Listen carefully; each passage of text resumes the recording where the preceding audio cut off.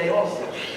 Okay, good morning and welcome to the Lenox Academy's 14th graduation ceremony.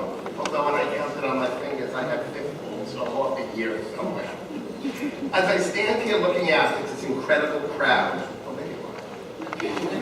I am in awe of who I see. I see parents and grandparents and relatives who are here to celebrate and share in this very special milestone in your children's lives. This milestone has come after years of hard work and dedication by you and your family. But your time here at the Lenox Academy did not exist in a vacuum. The world around you has changed so much since you began going to school just a little more than 10 years ago. Think about some of the popular culture that has been part of your lives. Things like Angry Birds.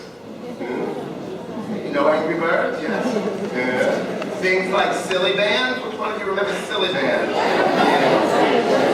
Those little rubber bands and the animals. Still got one on over there? Okay. What about Beyblades? Do you remember the Beyblades? Flying across the lunchroom tables? I got a collection of them in my drawer still. Okay. How about Pokemon cards? Did you finally grow out of them?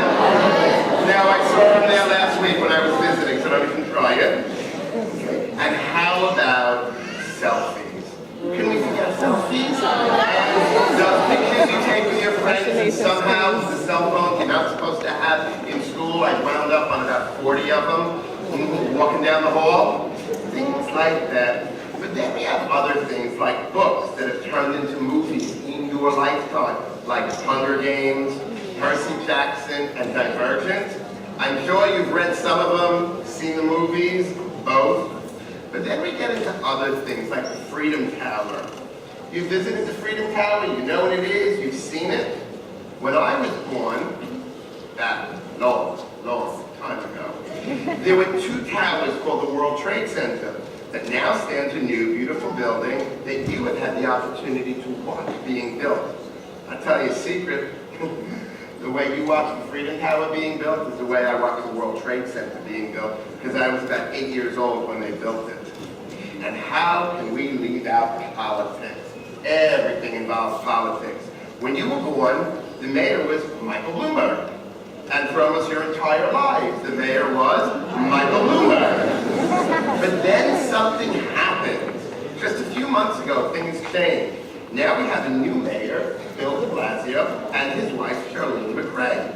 And think about our President, Barack Obama, and his lovely wife, Michelle. They have broken the color barrier in a way that just 10 years ago was not thought possible. A white mayor with an African-American wife, and a president whose father was African-American and mother was white. Just recently, in your lifetime, this became a reality. But when you were born, this was unheard of in the United States. My point is that changes are going on all around us in ways that we cannot even imagine.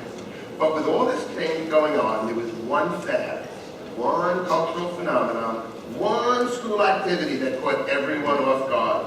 It was a rainbow loom. And I had to take mine off, and you'll find out why in a second. How many of you have your bracelet? Yeah, there's a hand. Aaliyah? Only Aaliyah? Nobody else? Oh, there we go. Thank you. Let's give it up. Come on, people. You know you have them. That's right. Who would have ever thought that a bunch of colored rubber bands that looked like they were for braces would become so popular? But when I look at the bracelet, it means so much more. I asked one of the students in the school if he could please make me one in the school colors. Look, it's about as close to blue and gold as they were able to find. I have worn this bracelet all year because it tells me so much about the teachers, the parents, the staff, and most importantly, about you.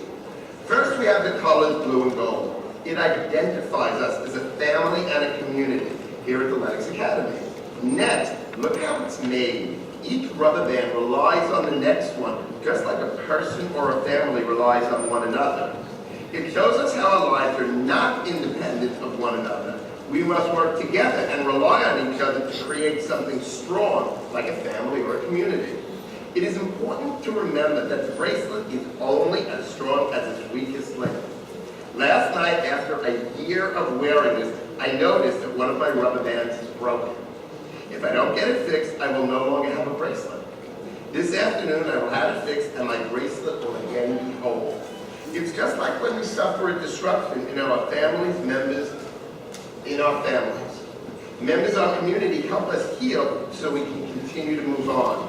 But there is more still we can learn from this bracelet. This bracelet has the ability to stretch and bend, and turn the page, and change and adapt to new situations, just like we have to learn to do.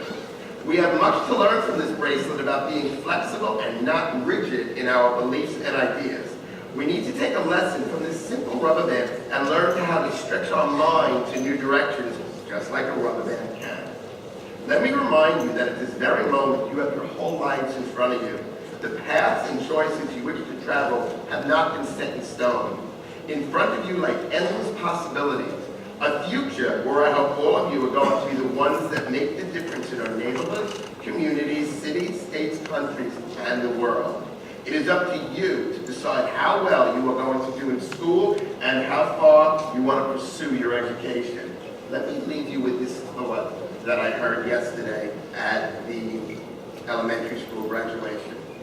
You might have eyes to see, but do you have a vision to follow? I like that one. I wrote that one down on the stage. Congratulations, and who's up next?